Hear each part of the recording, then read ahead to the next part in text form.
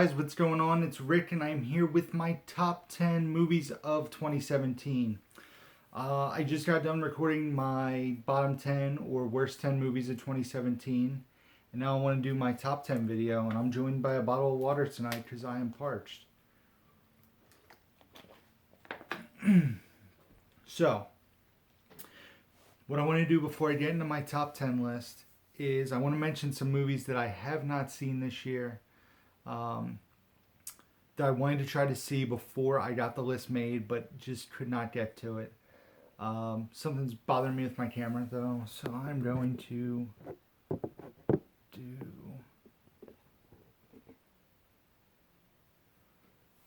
that. I feel like that's better. So, some movies I have not seen that I want to see. I was hoping to see before I got this list made. Shape of Water, The Post, Florida Project, Phantom Thread, Blade Runner 2049, Detroit, Logan Lucky, Stronger, Thank You for Your Service, Killing of a Sacred Deer, Professor Marston and the Wonder Women, and Roman J. Israel Esquire. It's just that, there are some other movies that I do want to see. I probably have a list of about 25 movies that I really need to tackle from 2017. I'm recording this on January 29th, 2018, and I have yet to see a 2018 movie. That will actually change. By the time you see this video, I'm going to see Den of Thieves. So that means for at least a day or two or a week that Den of Thieves will be my top movie of the year and my worst movie of the year. As you guys know, and I mentioned in my previous video, the worst 10 of the year, I do a 2018 movies ranked, and as I see them, I rank them as I rate them and do reviews on Letterboxd, which I always mention. That can be found in the description below my account. Follow me on there. It's awesome. You can rate movies, do lists of movies you want to see, do lists of movies you've seen. Write reviews. It's all sorts of cool stuff. The link can be found down below. So now I want to get into my top 10 of the year. There are a few honorable mentions I do want to mention. One of which is The Greatest Showman. I loved this movie. I really had medium expectations. I was excited to see it. But when I saw it, it was a great movie. The music was awesome. It was no La La Land, and some of you guys know that I am obsessed with La La Land. Off topic, I really want to get my hands on the Best Buy exclusive La La Land Steelbook. So if anyone has one that's for sale or for trade or something, let me know, because I love the artwork on that. So yeah, anyway. Greatest Showman, honorable mention. Spider-Man Homecoming is on my honorable mention list. It was a funny, enjoyable comic book movie. We've seen Spider-Man 1, 2, and 3. We've seen Amazing Spider-Man 1 and 2. Now we got to see Marvel's Spider-Man, and it was great. I really am looking forward to Infinity War this year. Spider-Man Homecoming was so much fun, and Infinity War looks amazing. Also an honorable mention, Kingsman: The Golden Circle. I was a huge fan of the first Kingsman. I love the second one. American Made with Tom Cruise. Great movie. 70s, 80s, retro feel to it. It was awesome. So if you haven't done so, check it out.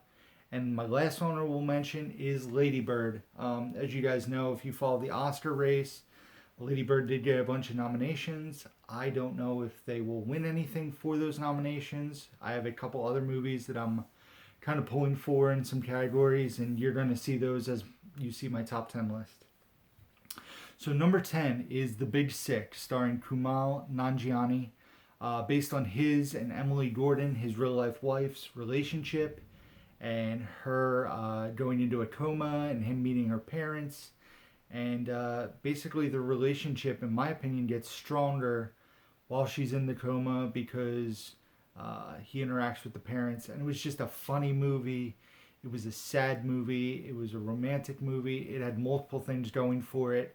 And it was just really well done. They definitely deserve the Best Original Screenplay nomination. I don't think it'll get the win there, but I'm glad to see it got nominated. Number 9 is Logan, the first comic book movie of 3 on my list. So it's a little hint for you guys. Logan was a great movie. Surprisingly, I do not own it on Blu-ray yet. I do want to get the version that has Logan Noir, as well as the regular Logan. I really enjoyed this movie. Wasn't a huge fan of Origins and the other Wolverine movie. I do enjoy the X-Men movies for the most part, and Logan is my favorite in that series by far. It really, you know, it really changed for me the X-Men universe, if you will. Number 8 on my list is Molly's Game. Molly's Game stars Jessica Chastain, and she plays Molly Bloom, who is an Olympic esque or an Olympic quality qualifier for skiing. And then she ends up hosting or helping host a underground poker game, and then she gets involved with some celebrities. And all this is based on a true story off the book Molly's Game, which was an amazing book. I'm a huge poker fan, gambling. I just love reading gambling stories and the heartache and heartbreak that can go along with it. Plus the joys and the positive sides of it. But Molly's Game was an amazing book. It was an amazing movie. Really bummed Jessica Chastain didn't get the Best Actress nomination, but Meryl Streep was in a movie, so she got it. I know it's not fair for me to say. I have not seen The Post, but I feel like Jessica Chastain probably should have gotten the nomination. But yeah. Number 7 is Dunkirk. I didn't even think I should have gotten the Blu-rays and shown you guys the Blu-rays I have. I do own Dunkirk. I own Kingsman. I own Spider-Man, which actually is not here right now. My girlfriend is borrowing it. So Dunkirk was a great movie. The movie starts and you're right into war. It's not backstory of this guy and backstory of this guy and God, I miss my mom's apple pie. No, it was war. And it did not let up for 2 hours. And I thought Dunkirk was excellent. Some people don't find it historically accurate. But as for it being an amazing movie, I can't discredit it.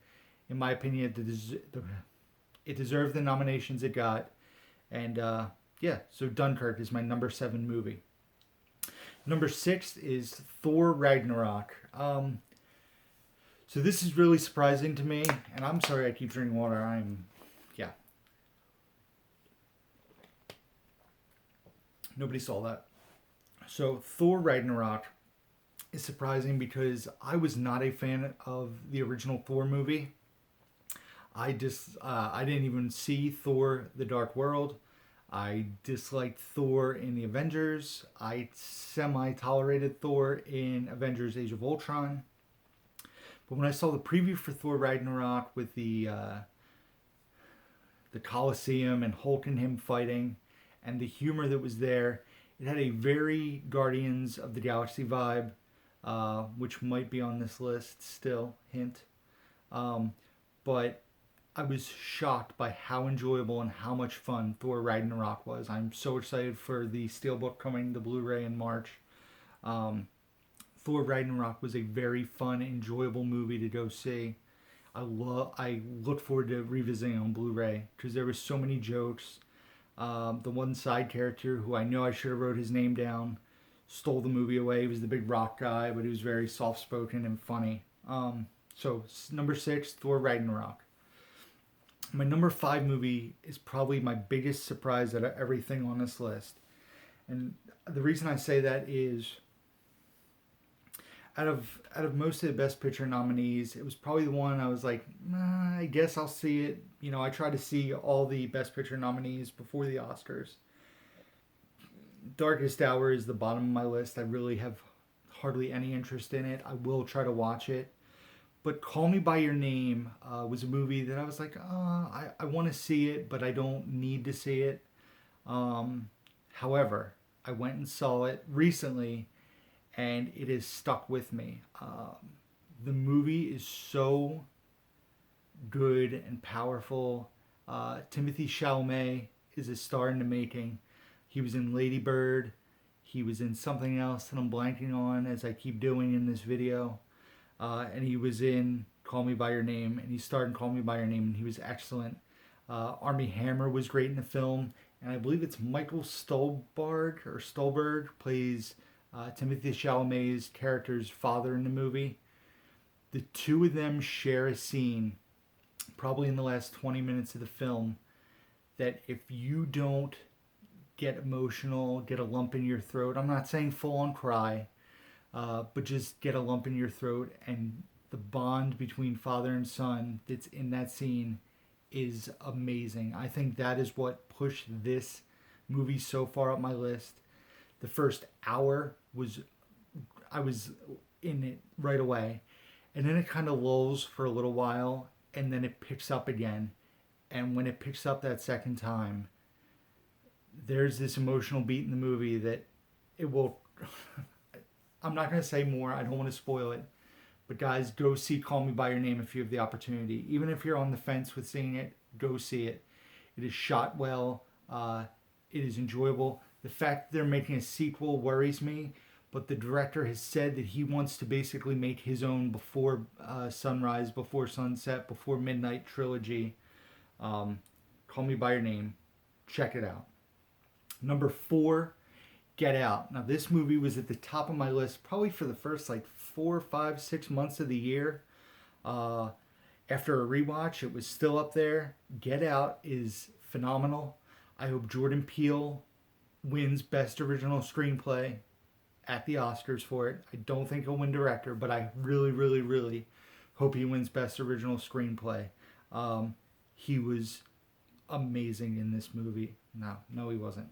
He made an amazing movie. The fact that it is his first film, and it was so good, so funny, so just the way I felt. I saw an early screening of this movie in a packed house, and it wasn't funny in the way it's funny because it's sad how real the movie felt.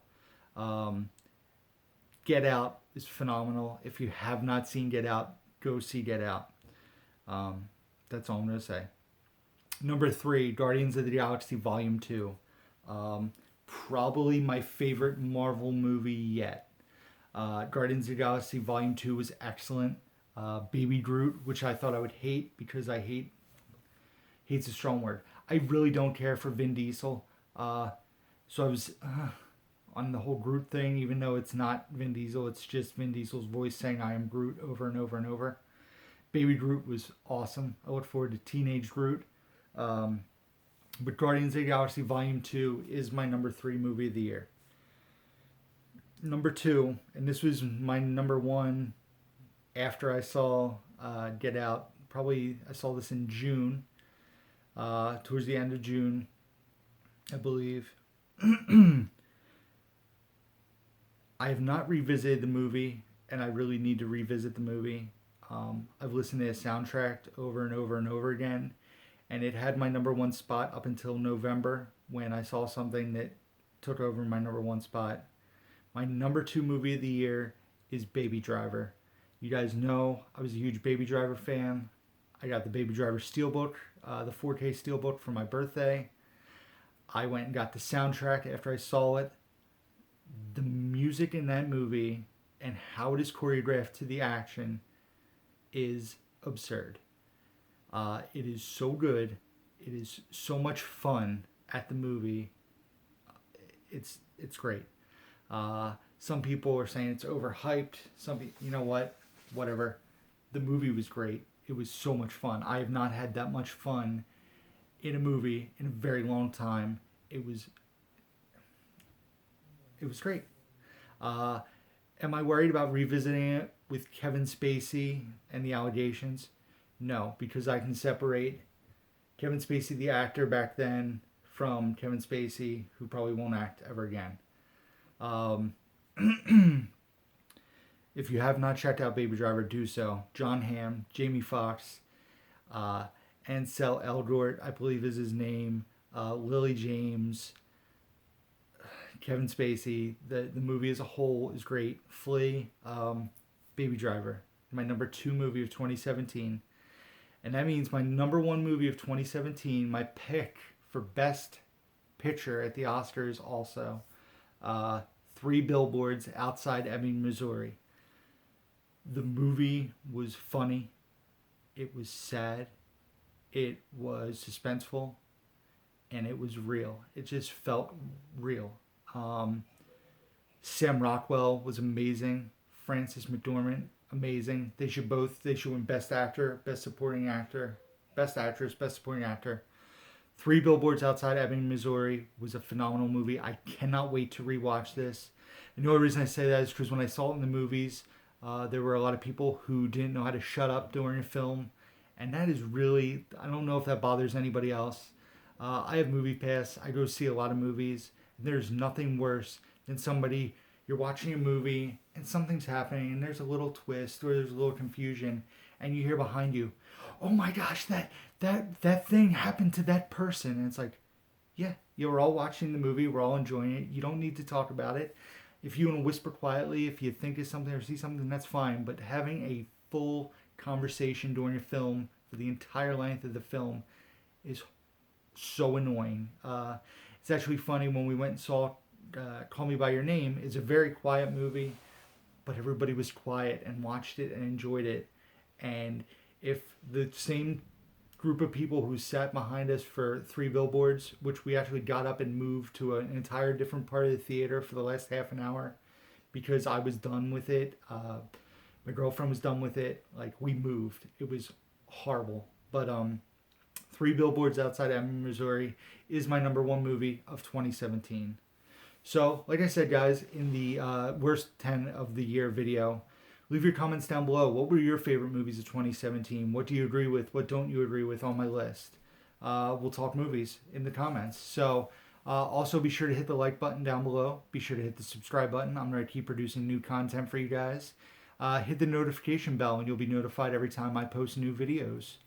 I think that's it, guys. Check out the description, Blu-ray.com account, Instagram, the letterbox, which I mentioned earlier in the video, can all be found there. And until next time, who's down the movie?